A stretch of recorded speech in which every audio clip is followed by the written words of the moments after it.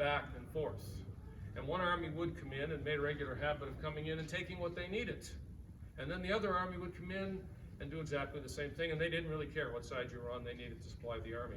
The one thing that was different is that the British at least usually made a decent effort to pay for it.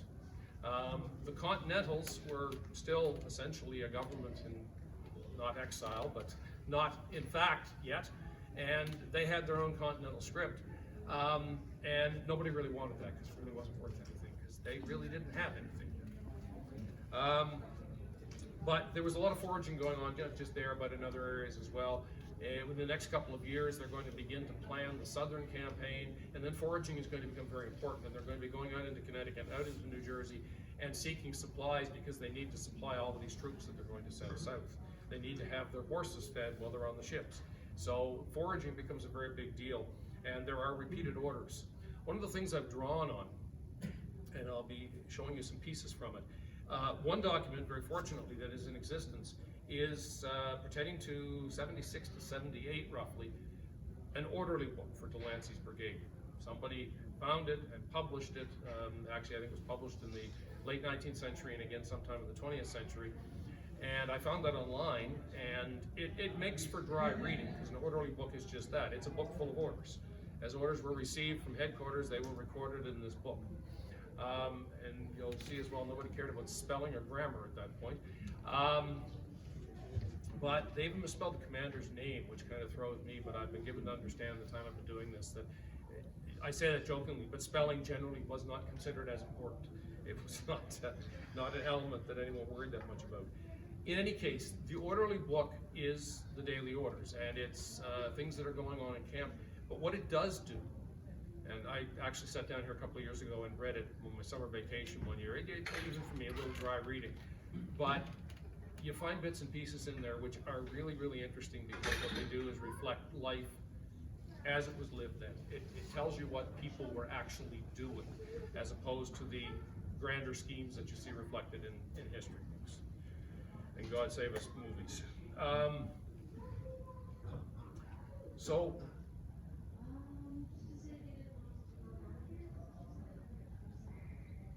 let's see if I can do this without screwing the whole thing up. Now I want to talk a little bit about that, about life in the brigade, so you know basically where they were and what they were doing. And I talked about the need to do the scavenging and searching for food.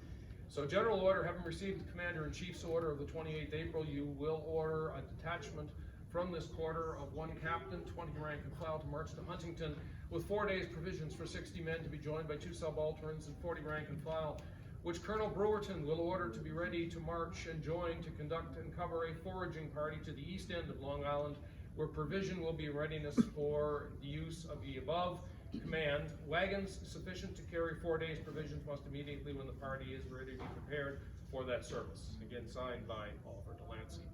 So this is what they were actually spending their time doing, is preparing to, they were manning the outports, and then they were trying to supply the army.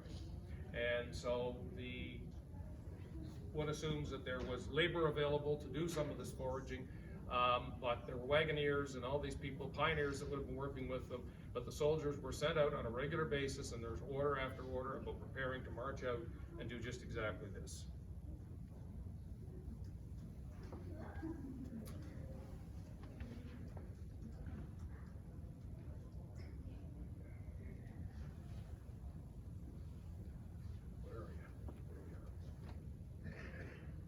So another big thing that comes out in the orderly book, which is again an interesting insight and sometimes a little bit amusing, is they also had to learn to live with the community.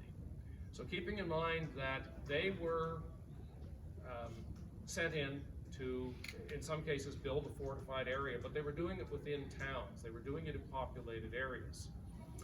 And you had a group of men, probably leaning to younger men, although with the Loyalists they may have been a range of ages.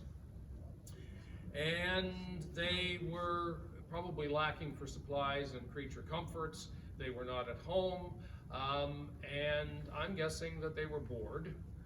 And so one thing, and this is kind of, as I say, kind of amusing, so I'll read, I know this is kind of small. Oyster Bay, the 25th of February, General DeLancey's orders. It is reported to General DeLancey that the soldiers' barracks and officers' quarters are ill supplied with fuel by neglect and of not having a sufficient magazine of wood. He therefore orders the quartermaster of the battalion to use the utmost industry to have a speedy and large supply of wood brought in, that there may be no future complaint of the kind. This is where it gets interesting. And it is his order that the officers and soldiers do not suffer the fences of the inhabitants to be destroyed, as they shall answer for the disobedience of this order. We, in doing events, sometimes will sort of portray this. We did one recently, and I pointed out to visitors that when the soldiers came to town, you probably wanted to lock up your daughters, but the chickens probably were in bigger risk. And your fences, they were phenomenal for fences, because who, wearing that lovely wool uniform on a summer day, is going to go out and chop down a green tree and try to burn it when there's a perfectly good, nice, dry rail fence right there, and they're all over the place. This was a perpetual problem, and when you read the orderly book, it's something that appears again and again. On the 6th of April, there was another order, and it used the term wanton destruction of fences.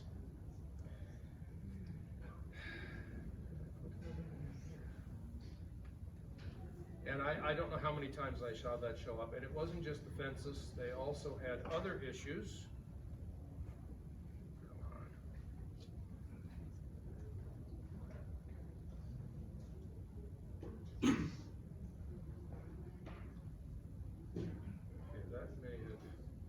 I didn't get the other one in there. There was another order that came down. Go back to this. I know those are hard to read, so I just put a few up for you to see. But orders coming from headquarters Long Island on the 29th of June, 1778. Guard at General Tryon's quarter, 1st Battalion, DeLancey's. Whereas the farmers in the neighborhood of the camp, among other irregularities, have had their cows repeatedly milked by the soldiers, the general finds it necessary to declare that if any are detected in this shameful and scandalous practice, they will be brought to a general court-martial and punished without mercy. And in order for more effectively to prevent such infamous robberies, a guard will be ordered from each corps that will furnish constant patrols round in the enclosure pastures where the cows are usually kept. So the officers had a full-time job just keeping the soldiers from annoying the local public. There were also discipline issues. There were repeated court-martials reported in here. And as much as they threatened, I never saw anybody actually carry out much in the way of punishment for stealing fences or milking cows. However, they took things like desertion very seriously. Headquarters, New York, 8th of May, 1778, orders the proceedings of General Court-Martial, of which Lieutenant Colonel Cockburn is president, has been laid before the Commander-in-Chief, by which Peter Fenton, Sergeant of the 1st Battalion, Brigadier General DeLancey's Brigade, was found guilty of deserting to the rebels and being taken in arms with them, and therefore sentenced to suffer death. His Excellency has approved the said sentence. The above General Court-Martial is dissolved. Return to be made to the Deputy Adjutant General from the Provincial Corps of the officers absent upon the recruiting service and where employed. I have another court-martial here where there are 2 soldiers from DeLancey's Brigade, and they are convicted or found guilty of robbing and murdering one gentleman and raping a woman. They are sentenced to be hanged and gibbeted on the spot where the murder was committed. A gibbet apparently is anything by which you can execute someone, but the verb gibbeted is particularly interesting. That's the part where they leave you there afterward to serve as a bit of a warning to anybody else who might think of going wrong. And apparently that was a common punishment, and I'm guessing was effective. Something else that we find in terms of the life of the brigade living in the community is, and I'll touch on this just briefly, I don't have a lot on it, but any of you that have been exposed to this also know that a fact of life for the 18th century army was camp followers. So you leave home to fight, and in this scenario there are one of 2 situations. You may be leaving your wife and family with your property, if you happen to live in a neighborhood that is friendly to loyalists. If, on the other hand, you live in a friendly or a neighborhood that is predominantly rebel or patriot in their perspective, your wife and family, knowing you're wearing a red coat, might not be made so welcome. So they left home. In other cases, Dad leaves home, goes to the army. Well, he's the only source of income, so they followed the paycheck. As a result, armies ended up with families trailing behind them, literally trailing behind them. They would live in a separate camp. They were under military discipline. They were required to stay, basically they marched with the baggage trains behind the army, so they were required to keep up, but they were not in the ranks. They couldn't stay in the camp with the soldiers, they weren't in the tents, but they had their own little world and lived aside from it. As reenactors, we know a lot about this, but here in the orders, on the 7th of April, 1777, so this unit was just formed in September of 1776, and 9 months later, already, there's an order in the 1st Battalion saying the order that the women of the 1st Battalion draw half rations. And it was the same for children. So at that point, the British Army had already started feeding and caring for the women and children who were following the army. So it didn't take long for this phenomenon to begin to occur. That was apparently quite common in armies, and both armies on both sides in this conflict had camp followers. So, beyond doing this, DeLancey's did participate in some fairly significant actions, and I'm going to touch briefly, I know I don't have a lot of time left, touch briefly on a couple of them. In New York, before they left, in a community called Setauket, so it was probably the farthest point up the shore of Long Island when I showed you the map. On the 22nd of August, 1777, Brigadier General Samuel Holden Parsons, a rebel general, decided that he was going to come across and had some success attacking the Connecticut shore and making off with whatever they would find there. And he decided that he was going to take the town of Setauket. The British commander there was a loyalist by the name of Richard Hewlett, and Lieutenant Colonel Hewlett got word of this. He fortified the local, I think it was Presbyterian church, literally built earthworks around the church. And when a force that I think was about twice his size showed up and set up cannon and began to bombard, he declined rather abruptly to surrender. And he withstood for several hours a bombardment. They fired back, and with a relatively small force, he actually saved the town of Setauket, and the rebels turned around and left. They got a couple of horses, and they were gone. So it was actually his most distinguished action of the war because he didn't leave New York, but was noteworthy in the history of DeLancey's. So in 1778, as I mentioned, the 1st and 2nd Battalions were sent to the Southern Campaign. The British had decided to conduct an offensive in the southern colonies, and there were loyalists down there, but they were shipping out large numbers of British troops, and they took loyalist troops with them. New Jersey Volunteers, DeLancey's, and others all were shipped out and went with them. Both the 1st and 2nd Battalions of DeLancey's made that trip, and they were shipped to Georgia. They participated in taking the city in Georgia where they landed, or in that area. And then they spent a good part of the rest of the next 3 or 4 years in South Carolina. They were involved in several engagements. They were in the Charleston area. And then one particular unit of DeLancey's, well actually it was a loyalist unit consisting of about 550 men, 150 DeLancey's, about 200 New Jersey Volunteers, and about 200 local militia, were sent to a town called 96 in South Carolina. And they were told this town was lightly, well, I guess there was a star fort adjacent to the town. The town had a bit of a stockade around it. And I think most of the defenses there had actually been built to ward off Indian attacks in an earlier time. But the British felt that this area was strategically important. So there was a, bear with me for a second, sorry. One of DeLancey's officers, it was a first DeLancey officer, was sent to,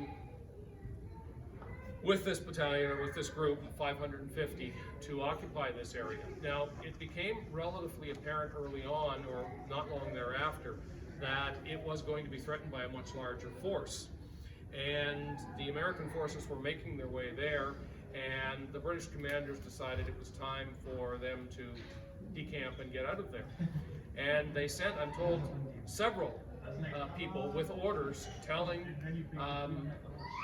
John Harris Kruger, Lieutenant Colonel John Harris Kruger, to abandon that post and withdraw back toward the coast. Unfortunately, the Americans captured all of the people who were sent to carry the order. And so Kruger and his company stayed. And shortly thereafter, an American, General Greene, showed up with, I think,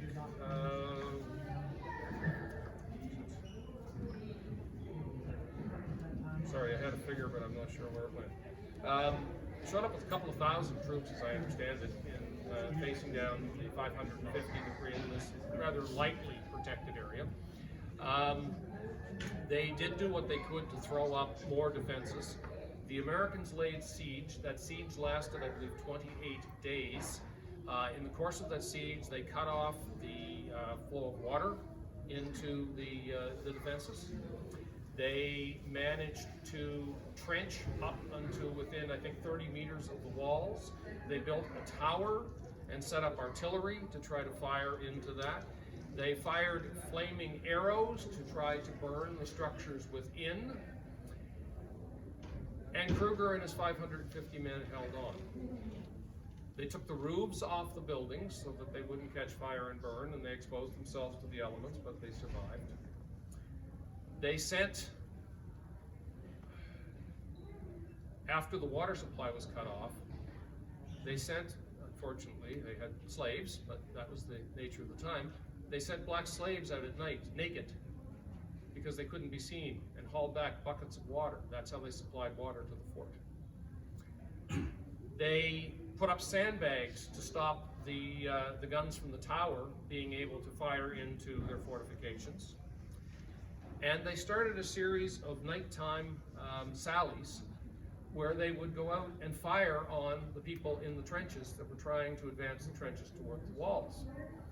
They drove the Americans back, I think, 3 or 4 times over the course of that 28 days. By the time the 28 days was coming to a close, the Americans had actually closed fairly close, and they decided to make one last push. And on the night before they were going to make this push, because the Americans had received word that British reinforcements were finally coming, the British, or the Loyalists, went out of the fortifications, went into either end of these ditches that had been dug to get the enemy closer to the walls. They mounted their bayonets, and they started closing toward one another, and they kept going until they met, and they left a bloody mess in their way.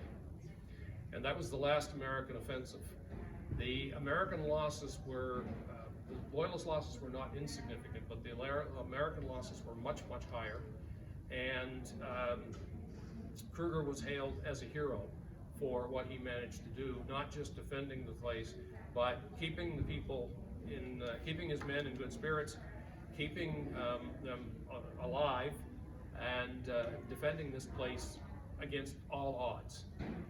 He went on to actually another battle, the Battle of Utah Springs, after they retreated. They did retreat from 96 after the siege was lifted, and distinguished himself again, commanding one wing of the British Army there. So, I don't have a lot of time, but I will tell you that, let me put that reference. There is a, well, long dead now, but there was a New Brunswick author who has written extensively about, well, I shouldn't say that. I've read a number of accounts of the Battle of 96, the Siege of 96. They're all similar. Some have more details, some have, I didn't see a lot of inaccuracies in any of them. But I will tell you that, I'm guessing many of you are familiar with W.O. Raymond, Reverend Raymond, who was a New Brunswicker and who wrote extensively and had strong ties with the New Brunswick Historical Society, I believe. And he has written an account of this in Acadian East, is that what the published is called? And it's called A Brave Soldier of the Revolution. And I heartily recommend, if you're interested in the story of 96, that you read his story, because it's really well written. He's a good storyteller. He doesn't have quite all the detail, but it was, I think, one of the first pieces that I read, and it really captured my imagination in terms of what they accomplished in 96. And he does a great job of telling that story. And it's really quite interesting. So I do encourage you to take a look into W.O. Raymond's piece as a starting point if you're interested in knowing more about that. So those are a couple of key battles that DeLancey's was involved in. Certainly the ones where they distinguished themselves. So now we come to 1781 and the Battle of Yorktown. And at the Battle of Yorktown, which DeLancey's had nothing to do with, the British ended up surrendering because essentially the French closed the door to the British Navy and they couldn't get their men offshore. And that was, for all intents and purposes, the end of the war.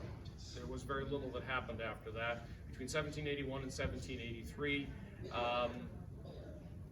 Loyalists poured into New York, and peace negotiations were undertaken, finally resulting in the Treaty of Paris in 1783. DeLancey's, the 1st and 2nd Battalions, remained in the South for another year. They were there until, I think, the end of 1782. By the time that 1782 was drawing to a close and they were preparing to be evacuated from South Carolina, from Charleston, the entire British force was being evacuated, they had been sufficiently reduced in number that the 1st and 2nd Battalions, as I mentioned earlier, were combined into one. At that time, because you can't have a 1st and a 3rd, the 3rd Battalion, still in New York, would then become the 2nd. So they ended the war with the 1st and the 2nd. They were taken back to New York after the evacuation, and they served out the rest of that period of time with the 2nd Battalion, formerly the 3rd, in defense of Long Island. And then they joined the evacuation, which brought, from that part of the world, brought the Loyalists here. They would have been, most of the military, including DeLancey's, I believe all of DeLancey's, all 3 battalions. There were three voyages, or 3 convoys, spring, summer, and fall of 1783, evacuating people from New York. They, of course, would have been some of the last out, so they came in the fall. I don't know exactly how many came here. I know that in the rolls compiled by the Muster Master General, Ward Chipman, gentleman who ended up here, his name ended up on a library of UNBSJ, he compiled a roster, if you will, of primarily Loyalists who ended up in the Maritimes, of muster lists and other reports coming out of the regiments. His, you can view this at Library and Archives Canada online. His muster roll shows about 1,100 members of the 3 battalions of DeLancey's who theoretically ended up here. So I don't know if that was the bulk. I have also seen documentation that showed that some were certainly discharged in the States. There were many Loyalists who chose to stay and quietly go about their business. There were many Loyalists who ended up going back, after the fact. But for the most part, a lot of the regiments came here. DeLancey's received land grants in what is now the Woodstock area, and as you get farther up the river, a map that I showed to somebody, anybody wants to see it, you couldn't see it on here unfortunately, but there's an interesting map that shows where many of the regiments were settled. Interestingly, it also has county names on it, which do not line up with the county names we have now, but you sort of have to learn to interpret. The one other piece that, and I guess I will say that they arrived here in the fall. One of the things I've not been able to entirely sort out, I know that of the people that arrived in the fall, there were many who stayed here on the shores of St. John Harbor and moved off in the spring, but I know that there were some that ventured out in the fall. And if you can imagine arriving here, and I do have one document that suggests that DeLancey's was actually disbanded here on the 29th of October. So if they were disbanded and released from here on the 29th of October, if you can imagine heading out on foot without roads from here to Woodstock, I don't know, how long it would have taken you to get there, but I'm guessing you would not have found amenable conditions for settling in for the winter when you arrived. That said, it's one thing I've not been able to determine is exactly when they made their way to that area, but I do know that there were hundreds of them settled in that area. They did settle battalions primarily together, so there were allotments of land. The officers were a different story. They were given obviously preferable treatment, and the 1st Battalion, the colonel was of course Oliver DeLancey. Kruger was his son-in-law, was his lieutenant colonel, and they ended up back in England. That's where they both died. The 2nd Battalion, I honestly haven't been able to find much information at all about what happened to their officers, but of course by the end of the war they'd gotten swallowed by the 1st Battalion, so I don't know if they just kind of fall off the radar. The 3rd Battalion, hence later the 2nd, their commanders were, the colonel was Gabriel Ludlow, and the lieutenant colonel was the gentleman I was telling you about at Setauket, Richard Hewlett. Ludlow came here. Ludlow actually went back to England. He petitioned for benefits for loyalists and those that have been relieved of their property in New York. He ended up coming back here with Carleton when Carleton was sent over as the governor, and of course Ludlow became the 1st mayor of St. John and served in that position for quite a long time. He also became a chief magistrate and had served on the New Brunswick Council and ended up at the head of that when I think Carleton left. Hewlett actually settled in the Queenstown area, up on the St. John River, and it is Hewlett, actually both Hewlett and Ludlow, I believe, were from a town called Hempstead in Long Island, New York. And it is not coincidence that Hempstead, New Brunswick, in Queens County, New Brunswick, sits opposite Long Island in the St. John River. That's all the work of Richard Hewlett. He basically recreated home. And there is, actually, if you go up through the Hampstead and Queenstown area, there is a little Anglican church there on the side of the road. And Hewlett's monument is in that cemetery. And just past it, heading north toward Fredericton, the next driveway goes down to an 18th century, late 18th century, early 19th century house, which is still sitting on the shore of the river, and that is Hewlett's house. It's still there. One last story, I guess. There was, unfortunately, one last tragedy that befell these people. In the Fall Fleet, when they headed out, there were a group of Maryland Loyalists and a group of DeLancey's on a ship called the Martha. Now, the ships that were being used to evacuate these people from New York were by and large ships that had been used for various purposes by the British Navy throughout the course of the war. A lot of them were in very bad condition, the Martha being no exception. They actually missed the tide coming out of New York Harbor, so they got separated from the fleet they were traveling with. They were on their own. They made their way north. They ran into rough weather, and they had problems with their sails. And they were laying aside, apparently trying to fix their sails, when a storm hit. And they were, if you look at a map of Nova Scotia, right where it comes to a point, they were right down there, not quite as far up as Yarmouth yet. And they were laying off there somewhere, and a storm hit. And the captain decided that he was not going to try to sail in the storm, so they stayed put. They ended up washing up onto the rocks. And over the next ensuing hours, the ship came apart.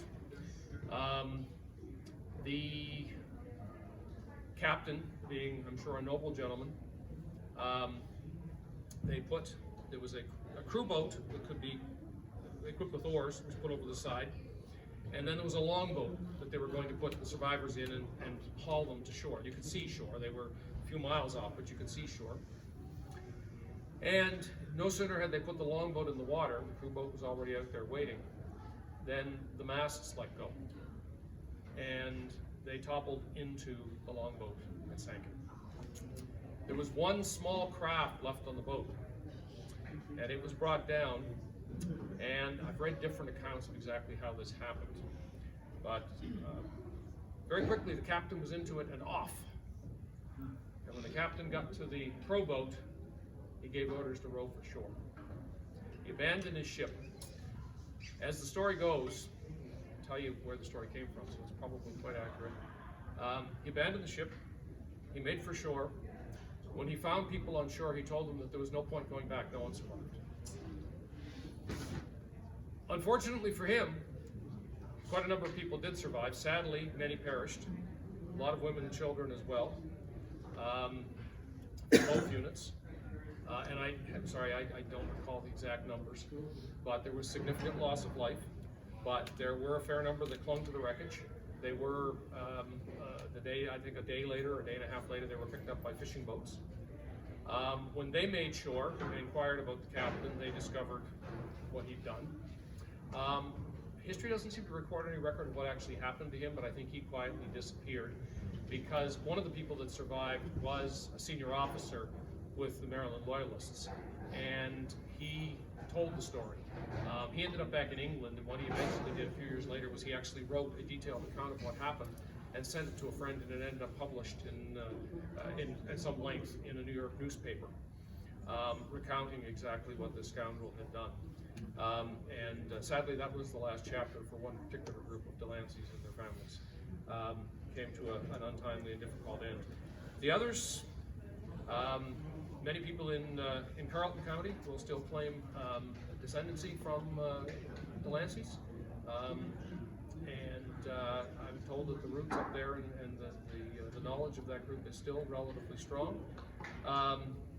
We don't have a lot of record where they went from there, other than to note the contributions, as I mentioned, of some of the officers, but they certainly made an influence, influenced the history of that part of the country, as have all the provincial troops, because up and down the St. John River, from the city right up to pretty much Woodstock, a little bit beyond, and then down the coast into Charlotte County, there were vast areas that were all settled by provincial troops. So certainly laid the roots for a lot of our province today. So I apologize that I've been kind of all over the place, but as I say, when you start digging into this, you suddenly find out that there's a whole lot more information than you thought there was. I hope that I provided something that has been at least a little bit interesting. And I'd be happy to ask or answer any questions if there is anything in particular that I've left out that you'd like to know. If I know, I'm happy to share it. Thank you for your attention.